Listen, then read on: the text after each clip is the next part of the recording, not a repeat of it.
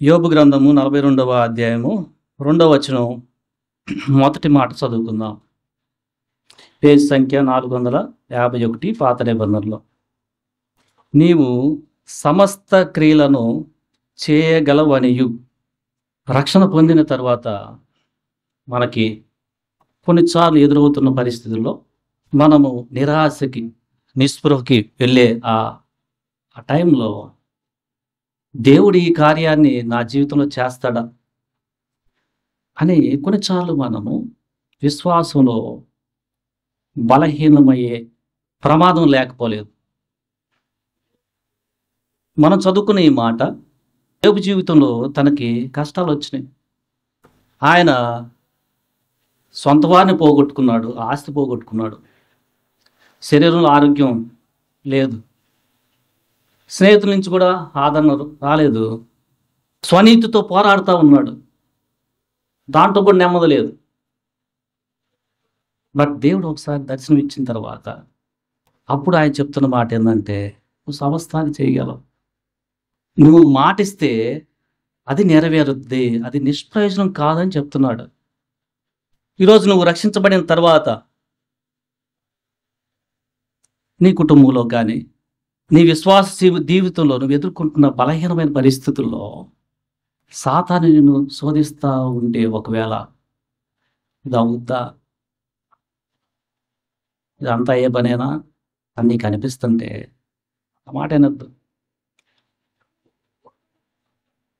దేవుడు సమస్తము చేయగలడు. ఆయన శూన్యం నుంచి, ఆయన గొప్పతనాన్ని మనం ధ్యానం చేస్తే శూన్యము నుంచి సృష్టిని చేశాడు. ఆయన మహత్తు గల మాట చేత లేని వాటిని ఉన్నాయిగా చూపెట్టాడు. నీ జీవితంలో ఈరోజు జరుగుద్దా, ఇది అవుద్దా అనే ప్రశ్నకి అవుద్ది, సమస్తం చేయగలడు. ఈ జాబ్ నాకు వస్తుందా, అబ్బాయి పెళ్ళి అవుతుందా, వీడు బాగుపడతాడా, నాకు వచ్చిన ఈ అనారోగ్యం తగ్గుద్దా, ఇలాంటి పరిస్థితుల్లో మనం కొన్నిసార్లు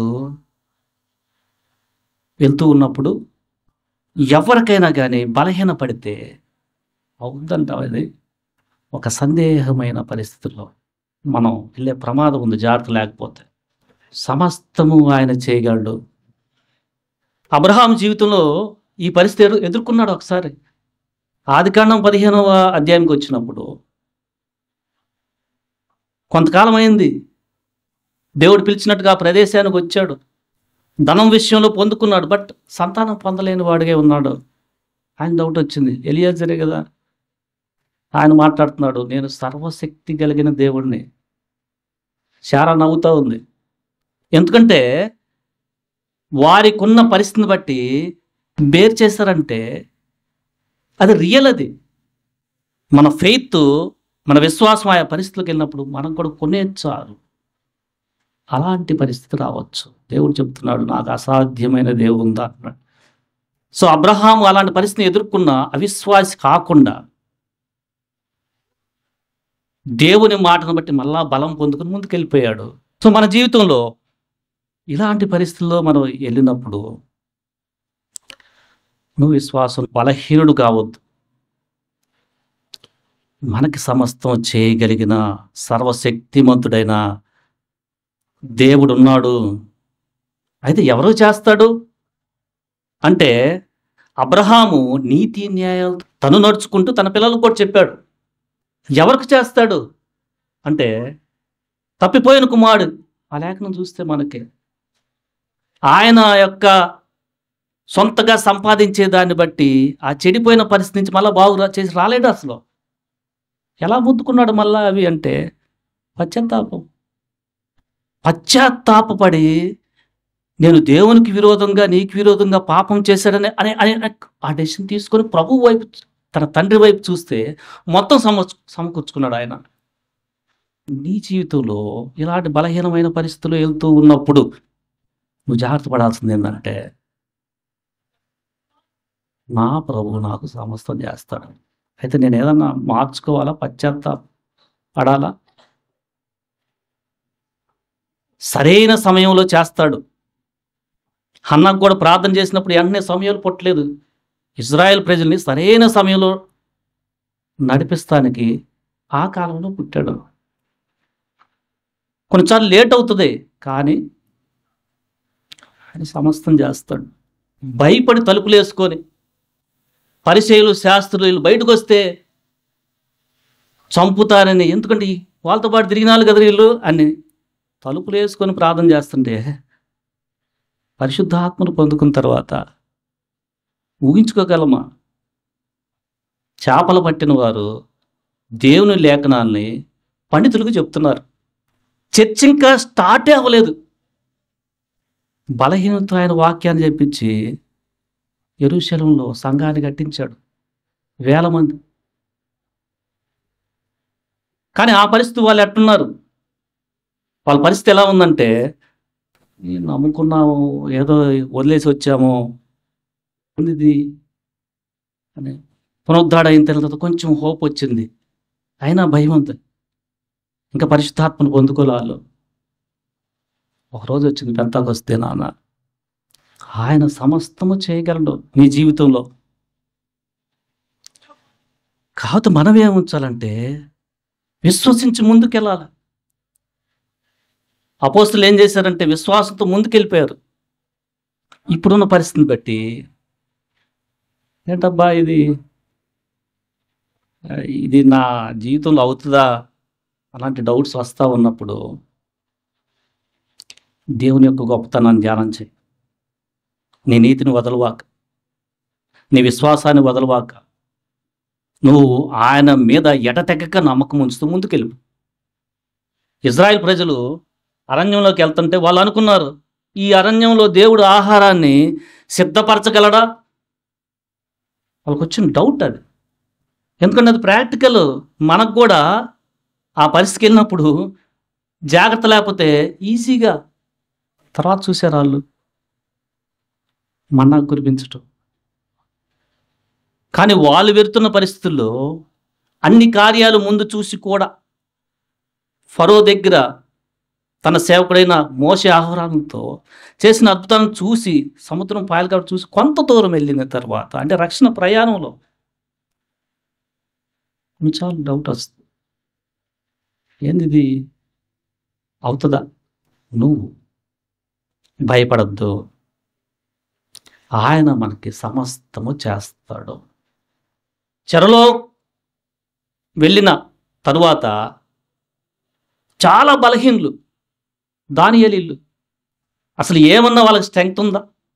ఓన్లీ వాళ్ళ స్ట్రెంగ్త్ విశ్వాసం దేవుని యందు.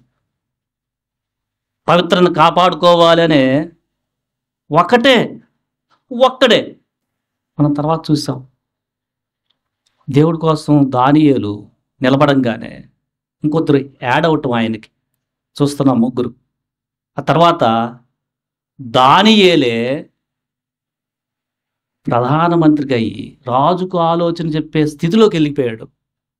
ఆ పరిస్థితిలో మనం ఉంటే, అదే దేశం కాని దేశం ఇదంతా అయ్యేదేనా ఉంటే, దానియేలు అలా ఉంటే అలా ఎదిగేవాడు కాదు. సో దానియేలు నమ్మకం ఏంటంటే రేపు ఏం జరగటం అది దాని గురించి కాదు, కానీ ఇప్పుడున్న పరిస్థితిలో నేను జాగ్రత్తగా నడుచుకుంటున్నానా, ఇదే నా. ఇలాంటి పరిస్థితులు చాలామంది వెళ్ళారు. గిద్యోను గురించి మనం ధ్యానం చేస్తే మిద్యానీయులకు భయపడి చాలా బయటికి వెళ్తే మళ్ళీ ఈ ధాన్యం అంతా తీసేసుకుంటారు, మళ్ళీ వస్తారు, మళ్ళీ ఎందుకు ఇది. అలాంటి గిద్యోను మనం యుద్ధం చేసి మిద్యాల మీద ఇశ్రాయేలు ప్రజలకి విజయాన్ని ఇవ్వటం మనం చదువుకుంటున్నాం. మనం తెలుసుకున్న దేవుడు, మనం నీతిలో, మనం ఆయన పరిశుద్ధతలో, మనకిచ్చిన వెలుగును బట్టి ఆయన మాట ప్రకారం నడవాలి, ఆయన ఆజ్ఞలు గైకొనాలని ముందుకు వెళ్తూ ఉంటే ఆయన యొక్క సర్వశక్తిలో. ఎందుకంటే సర్వశరీరులకు దేవుడిని, నేను నాకు అసాధ్యమైన ఏది ఉందా అని యెర్మీయాతో చెప్తున్నాడు. ఆయన సర్వశరీరులకి ప్రపంచాన్ని సృష్టించి, మనుషులను సృష్టించి, ఆయన సృష్టిని ఏలుతూ దాన్ని భద్రపరుస్తూ ముందుకెళ్తున్నాడు. దాంట్లో మనం చాలా చిన్నవారం, చాలా మనకు ఎన్నెన్నో ఆలోచనలు వస్తాయి. మనం జాగ్రత్త పడాల్సింది ఏంటంటే, నేను విశ్వాసంలో బలహీనుడు కాకూడదు. ఆయన సమస్తము చేస్తాడు. మన యొక్క విశ్వాసంలో ఎలా ఎలా ముందుకి వెళ్తాం. వాళ్ళగా సనుగి సంహారకుని చేత నశించారని రాయబడి ఉంది. ఆ లేఖనాలు మనకు దృష్టాంతంగా ఉండటానికే రాశారని లేఖనం చెప్తా ఉంది. అన్యజనులకి సువార్త వచ్చే విషయంలో పౌలు బర్నబాలు వాళ్ళు చేసిన ఆ స్టార్టింగ్ అన్యజనులకు కూడా దేవుడే అనే దేవుడిచ్చిన తలంపును ముందుకు తీసుకెళ్లే దాంట్లో బలహీనలు అయితే అసలు చేయగలరా? ఎన్నో ఆలోచనలు వస్తాయి కదా. అరే పెద్ద ఆయన పేతురు ఉన్నాడు కదా, ఆయన చూసుకోవచ్చు కదా, నాకెందుకు ఈ పని. మనకి చాలా జనరల్గా కొన్ని చాలా కంపారిజన్స్ వస్తూ ఉంటాయి.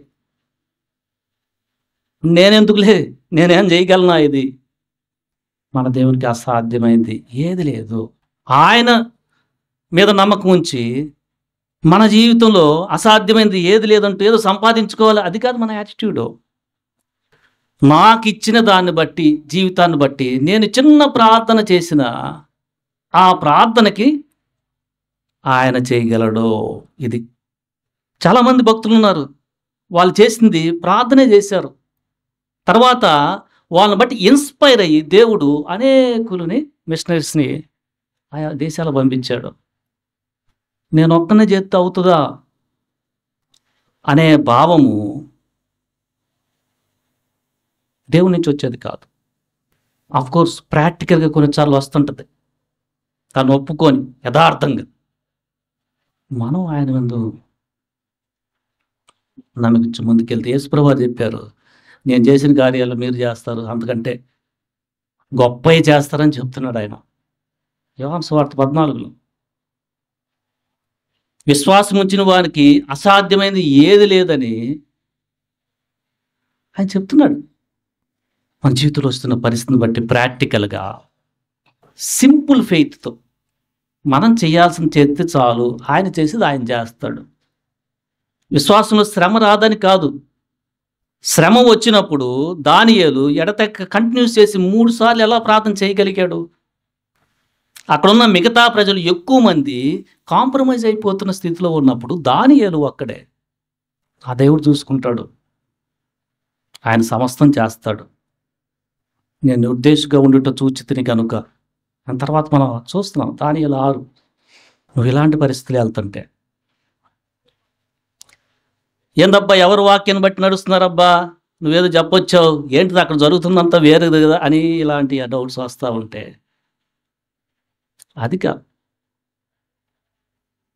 నువ్వు చేయాల్సింది. ఏంటంటే నేను చేయాల్సింది నేను చేస్తాను.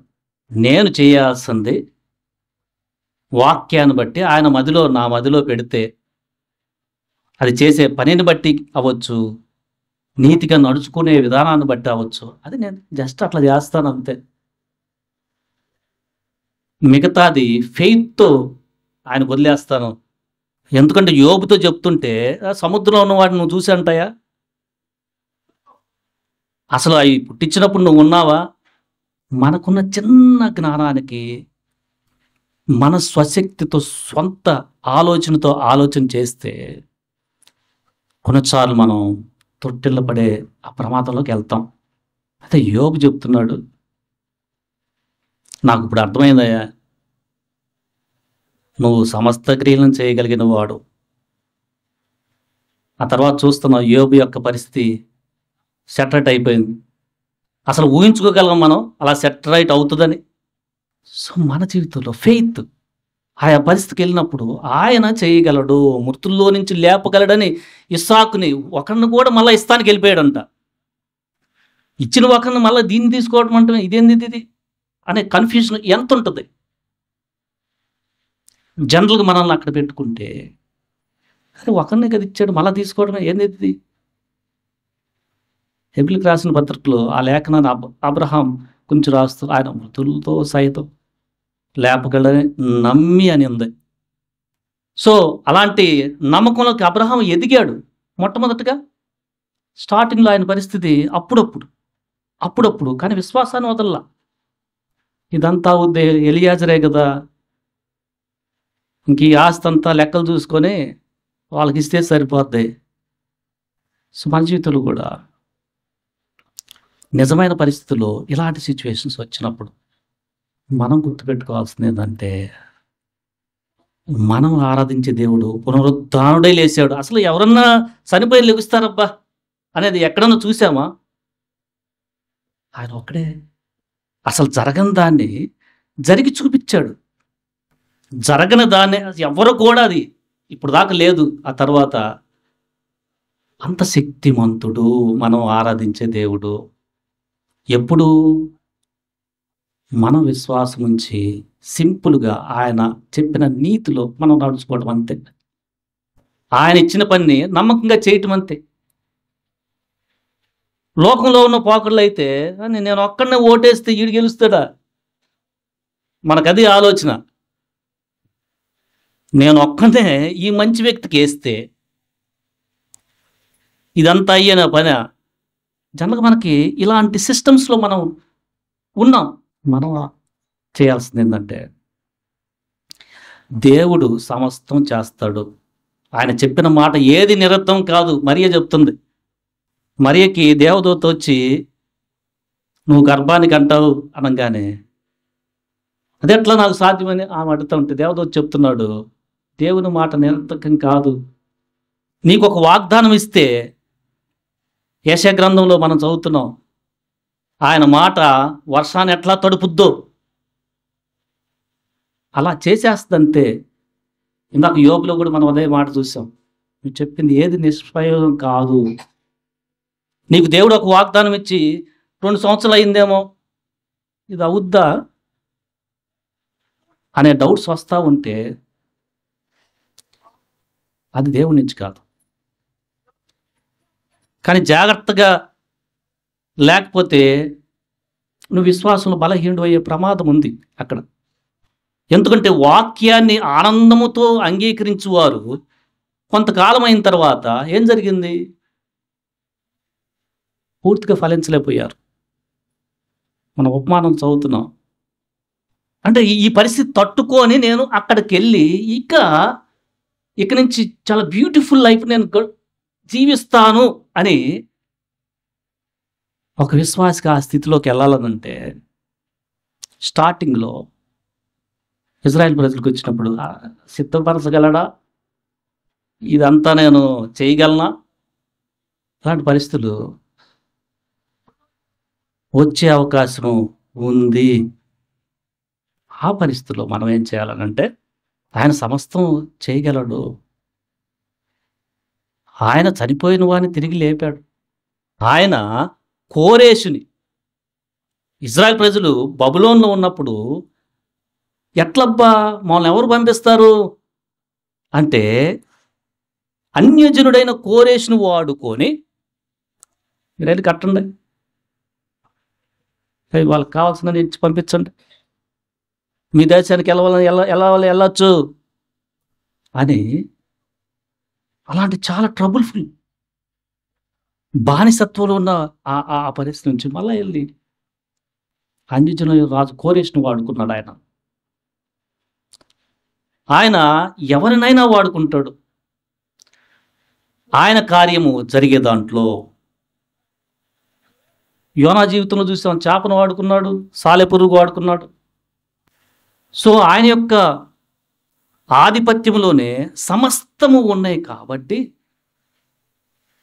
మనం చేయాల్సింది ఏంటంటే, భయంకరమైన పరిస్థితులు కొన్ని వస్తాయి. దానియేలుకి నెబుకద్నెజరు కలభావాన్ని ఉన్నట్టుగా చెప్పాలని వచ్చే సమయంలో ఎంత శోధన వచ్చి ఉంటుంది. రాజు ముందు ఉన్నట్టుగా చెప్తే ఏమనుకుంటాడు? మనల్ని అక్కడ పెట్టుకొని చూస్తే, అయ్యో నువ్వు గర్వించావు, జాగ్రత్త, నువ్వు గర్వించావు నాన్న, నువ్వు మార్చుకోపోతే నీ గతిది ఉన్నట్టు చెప్పాడు. ఎలా చెప్పగలిగాడు? అరే నాకు ఇచ్చిన జాబ్ ఈయనే కదా, జాబ్ తీసేస్తాడు కదా, అదొక డౌట్. ఆయనకి ఇట్లా చెప్తే ఆయన మిగతా వాళ్ళందరూ పొగడుతున్నారు, రాజా మీకు దానియేలు ఏం చేశాడంటే సింపుల్గా దేవుణ్ణి చెప్పాలంతే. తర్వాత కూడా చూస్తున్నాం బెల్షస్సరు ఆ సమయంలో కూడా దానియేలును పిలిచి, మీ నాన్నకు చెప్పిన ఆయన ఒక ఆయన ఉన్నాడయ్యా, ఆయన పిలిపిద్దాం. సో ఎట్లా ఇది అంటే దానియేలు సింపుల్గా చెప్పాల్సింది నేను చేయాల్సింది చేయాలి అంతే. మిగతాది దేవుడు చూసుకుంటాడు. రక్షణ పొందిన నీవు విశ్వాసం ప్రయాణంలో వెళ్తుంటే నీకుండే కుటుంబ పరిస్థితులు వచ్చే బలహీనతలు కొన్ని వస్తాయి, బలహీనతలు వస్తాయి. పౌలుకు కూడా వచ్చినప్పుడు ఏం చెప్తున్నాడు? దేవుడు బలాన్ని ఇచ్చాను అంటున్నాడు. బలహీనతలు, ప్రధాన పాపనే నన్ను రక్షించుకొని పరిచర్య ఇచ్చి మిగతా అపోస్తుల కంటే ఎక్కువ పరిచయం చేసి దాన్ని ఇచ్చాడు. చేసింది నేను కాదు, ప్రయాసపడిన దేవుని కృపే అంటున్నాడు ఆయన. దేవుడు నీ జీవితంలో నువ్వు జాగ్రత్తగా, నేను జాగ్రత్తగా ఆ పరిస్థితుల్లో మళ్ళా పాపానికి వెళ్లకుండా, పాత జీవితానికి వెళ్లకుండా అలా ఉంటే ఆయన మన జీవితంలో సమస్తం చేస్తాడు. అపోస్తలులు మొత్తం వదిలిపెట్టుకొని వచ్చారు. ప్రభు మేము అన్ని వదిలిపెట్టుకొని వచ్చాం కదా, మా సంగతి ఏంది? నా కోసం వదిలిపెట్టుకున్నారు ఇక్కడ హింసలతో పాటు అని సమకూర్చి అని భావం వచ్చేట్టు చెప్పాడు ఆయన. అది చెప్పిన తర్వాత మిగతా జరిగిన విషయాల్లో ఏంటిది అంతా అయ్యేదేనా? మనం తోమ లాంటి వాళ్ళం కదా, అసలు మనం అవుతుందా? రియల్. కానీ అలాంటి తోమాను కూడా ప్రభు బలపరిచాడు. నువ్వు ఒకవేళ డౌట్ఫుల్ సిచ్యువేషన్లో వెళ్తుంటే ఏం వరీ అవ్వక, చేయాల్సింది ఏంటంటే మళ్ళీ ఆయన వైపు చూడు. మళ్ళా బలహీన వైపు పడుతున్నా, మళ్ళా చూడు. ఒక సమయానికి నీకు అర్థమవుతుంది ఆయన సమస్తము చేయగలడని. దేవుని యొక్క శక్తిని మనం మన జీవితంలో పొందుకోవాలంటే, ఏదన్నా జరగాలంటే మనకు కావాల్సిందే ఆయా పరిస్థితులు మన స్వనీతి కాకుండా దీనత్వమే. ఆ దీనత్వం ఉంటే మనం ఆ కృపలో ఉండి ఆ పరిస్థితి అలా జస్ట్ ఆయన ముందుకెళ్ళిపోగలుగుతాం. ఆయన మన జీవితంలో సమస్తము చేస్తాడు. కానీ సమస్తమని చేసే ఏం చేస్తాడనే దాంట్లో నీకు సరైన అవగాహన ఉండాలా. ఏంటిదా సమస్తం చేసేది అంటే నువ్వేదో ఇది కట్టేయాలా అది కట్టేయాలా నీ స్వప్రయోజనం కోసం చేసే ఆ ఆలోచన కాదు. ఆయన చిత్తం పరిధిలో ఉండి ఆశీర్వదించబడే ఈ లోకంలో ఉన్న మనం బ్రతకడానికి కావలసిన పరిస్థితులైనా ఆయన పని చేయాలి. నేను చిన్న పని చేసినా దాన్ని ఆయన బ్లెస్ చేస్తాడు అనే వచ్చే ఆలోచన అయినా ఆయన సమస్తం చేయగలడు. అంతేకాని ఈ లోక ప్రజలు టార్గెట్ పెట్టుకున్నట్టు నేను అక్కడ ఈ కట్టించాలా, రాంగ్ రూట్లో ఆ భావాన్ని అర్థం చేసుకోవద్దు. నువ్వు విశ్వాసంలో వెళ్తా ఉంటే ఈరోజు, నువ్వు నీతిలో నడుచుకుంటావంటే ఈరోజు కొన్ని చాలా ఆలోచనలు వస్తున్నాయి. అబ్రహాం లాగా, గిద్యోన్ లాగా, యోబులాగా. యోబు ఆయన చెప్తాడు నేను పుట్టకపోతే సరిపోయేది అన్నాడు. రియల్ అదే. మీరు చదివితే ఆయన అన్నమాట, నేను ఎందుకబ్బా ఈ పుట్టడం ఇవన్నీ ఎందుకు. బట్ ఫెయిత్ వదిలేలా. ఎందుకంటే ఆయన పెయిన్ అలాంటిది, ఆయనకు రియల్గా వచ్చిన పెయిన్ అలాంటిది. సో మన జీవితంలో యథార్థత లేకుండా అలాంటి వాటిలో మనం మన స్థితిని ఆయన ముందు, ప్రభు ముందు పెట్టకపోతే మనం ఆ పరిస్థితిలోనే ఉండిపోతాం. అలాంటి పరిస్థితుల్లో మనం వెళ్ళినప్పుడు ప్రభు నాది ఇది పరిస్థితి, నేను ఏమి నా వల్ల ఇది కాదు, నేనేదో చేస్తాను కానీ దాన్ని వృద్ధి కలిగించేది నువ్వే ప్రభువా, నువ్వేదైనా చేయగలవు. నేనేందంటే చెప్తుంటా, అల్టిమేట్గా నువ్వు దానికి అభివృద్ధి ఇచ్చేది నువ్వే, ఏదైనా చేయగలవు. పరలోక రాజ్యం ఒక మనిషి ఎలా ఉంటుందంటే నాటి నిద్రపోతూ ఉంటే తెలియని సమయంలో ఫలం వచ్చేస్తుందంట. నేను చేయాల్సింది ఏంటంటే, నేను ఒక్కడనే చెప్తే ఈ తాగుపోతాడు, ఎన్నిసార్లు కొట్టి పెళ్ళాన్ని కొట్టేవాడు నమ్ముతాడా? ఇది కాదు ఆలోచన. మనం రియాలిటీకి వచ్చి నాకు భయం ఉంది ప్రభు, ముందు నాకు భయం ఉంది. మన రియాలిటీ ఏంటంటే భయం. సువార్త చెప్తానికి భయం అన్నమాట. ఆ భయంతో మనకొచ్చే ఆలోచన ఏందంటే, చెప్తే నమ్ముతాడా? అది చేస్తే నమ్ముతాడా? ఇది మన రియాలిటీ. దాన్ని పక్కన పెట్టి, ప్రభు నా భయం వస్తుంది. ఈ సమయంలో నేను కాకపోతే మళ్ళా ఆయన ఎన్నాళ్ళు ఉంటాడో తెలియదు. నాకు ప్రేరేపణ ఇచ్చావు ఇప్పుడు చెప్పమని. నాకు చెప్పే ధైర్యం ఇవ్వు ప్రభువా అని ఒక మాట చెప్తే, ఆయన సమస్తం చేయగలడు అని వదిలేస్తే, నీ తర్వాత ఇంకొకరిని ఆయన పంపిస్తాడు. అలా కొంత సమయానికి రక్షణలోకి వచ్చేస్తాడు. కానీ మనకొచ్చే ఆలోచన ఏందంటే, నేనేం చేస్తే అవుద్దా? ఎంతమంది చెప్పిపోయారు ఆయనకి? ఆయనకి ఎంతమంది చెప్పారు? ఈ అసలు మాట వినే వ్యక్తేనా? ఇది మన యొక్క రియాలిటీ. మన రియాలిటీ ఏందంటే కొన్నిసార్లు అలాంటి పరిస్థితులు వెళ్ళినప్పుడు మనం చేయాల్సింది ఏంటంటే, నా దేవుడు యోబు జీవితంలో ఆయన తెలుసుకున్నాడు. సమస్త క్రియలను నువ్వు అద్భుతములు చేయవాడు అంటున్నాడు దావీదు. నువ్వు ఒక్కడవే ఆశ్చర్యకరమైన కార్యములు చేయగలిగిన వాడు అంటున్నాడు దావీదు. ఆయన నా జీవితంలో, మీ జీవితంలో సమస్తము చేయగలడు. ఒకవేళ పాత జీవితంలో పడిపోయావనుకో సమకూర్చగలడు. ఆయన ప్రేమించి ముందుకెళ్తా ఉంటే ఆయన సమస్తము సమకూర్చి జరిగిస్తాడు. ఇప్పుడుకైనా జాగ్రత్త పడు.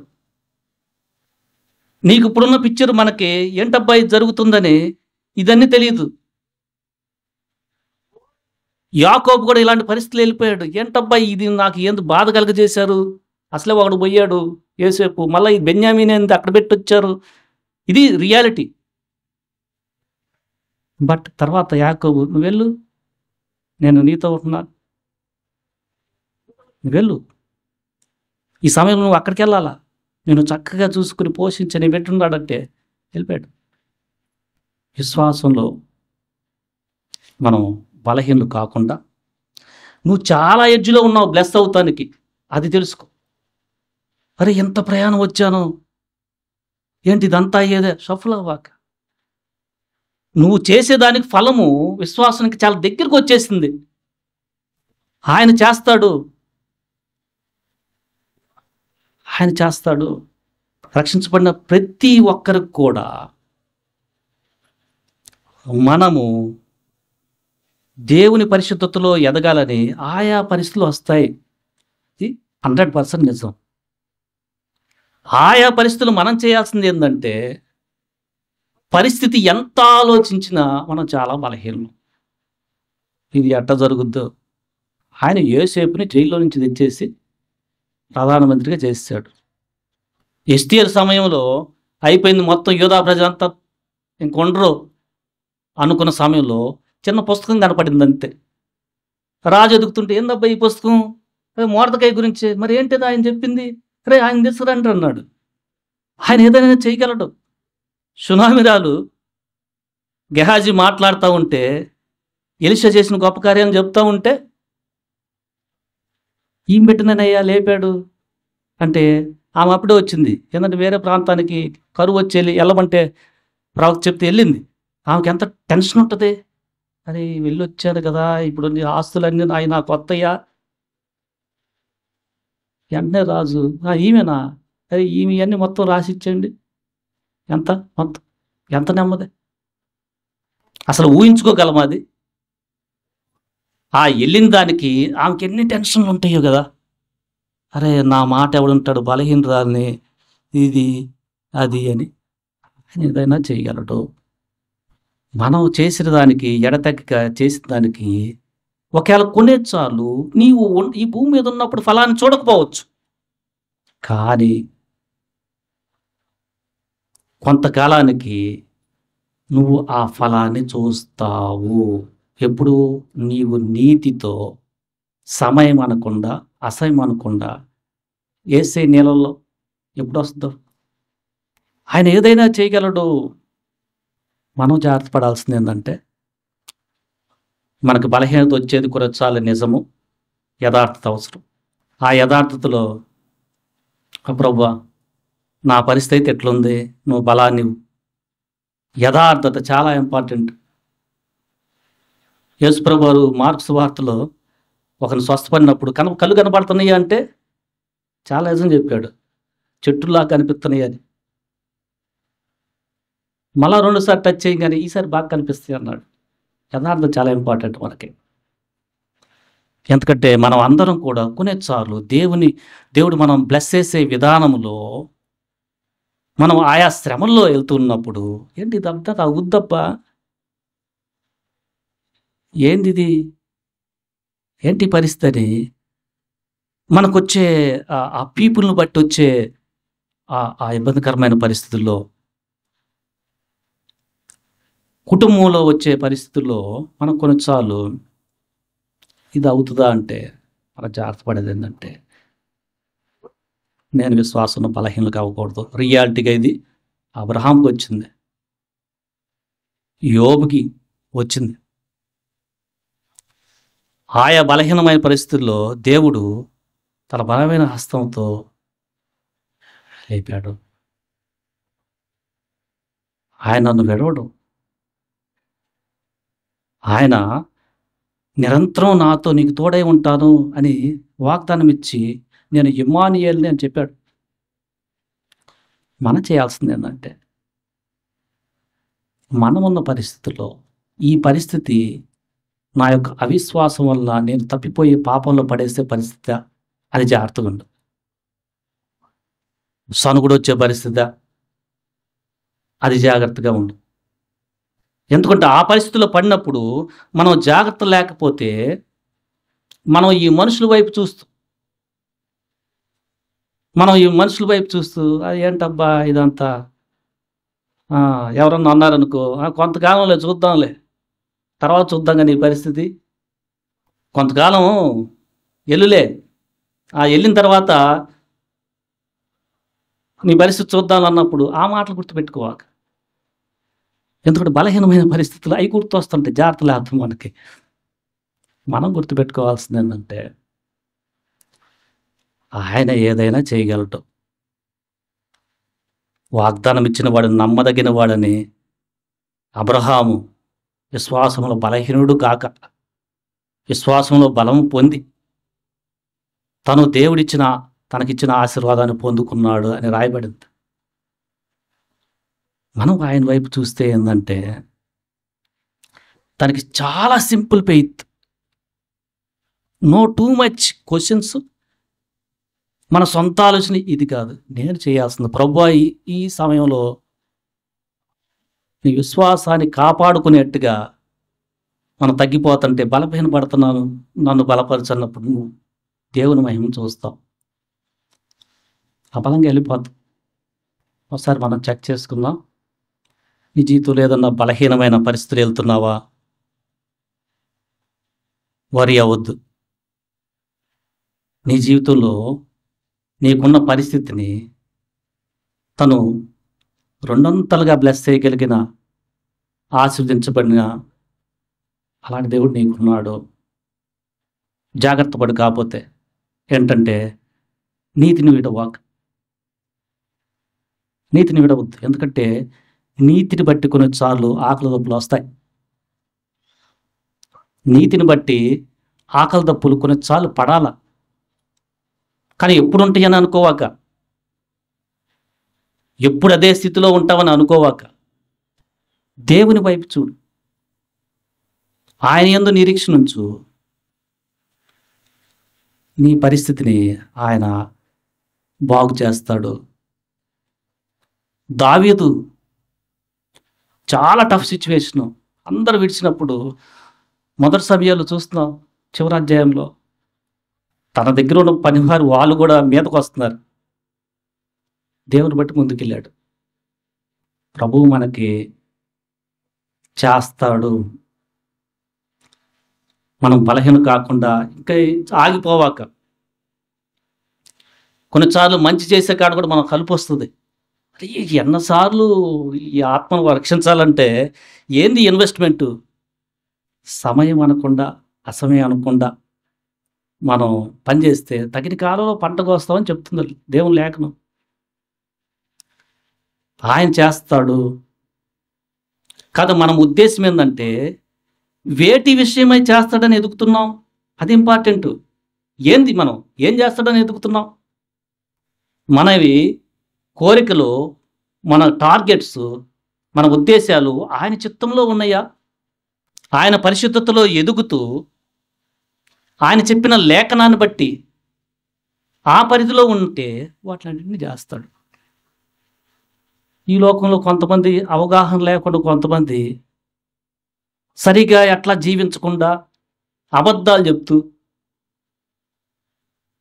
పరిశుద్ధతగా జీవించకుండా అవినీతితో, అన్యాయంతో వారు జీవిస్తూ ఆయన చేస్తాడంటే అది కాదు. అబ్రహాము అలాంటాడు కాదు, పౌలు అలాంటి, యోబు అలాంటాడు కాదు. వాళ్ళు ఎలాంటి వాళ్ళు? చాలా నీతిని చాలా జాగ్రత్తగా కాపాడుకున్నారు. ఆ నీతితో వెళ్తుంటే వచ్చిన కష్టములో ఎడతెగక మనం ఆయన యందు నమ్మకం ఉంచి అప్పుడు చేస్తాడు. అది యోబు నీతి మనకి 31వ అధ్యాయం కనిపిస్తుంది. కన్నులతో నిబంధన చేసుకున్నాడంట. అలా ఆయన యందు మనం నమ్మకం ఉంచితే సమస్తము చేయగలిగిన వాడు ఆయన. గొప్ప గొప్ప ఉద్యమాలు, గొప్ప గొప్ప సేవలు స్టార్ట్ చేసింది కొన్నిసార్లు ఒక్కరు, లేకపోతే 5, లేకపోతే 10 మంది అంతే. ఇప్పుడు చూస్తుంటే ఆ బ్లెస్సింగు ఆయన సమస్తం చేయగలడు అని మనకు అర్థమవుతుంది కదా. దేవుడి మాటలు దీవించును గాక. ఆమేన్.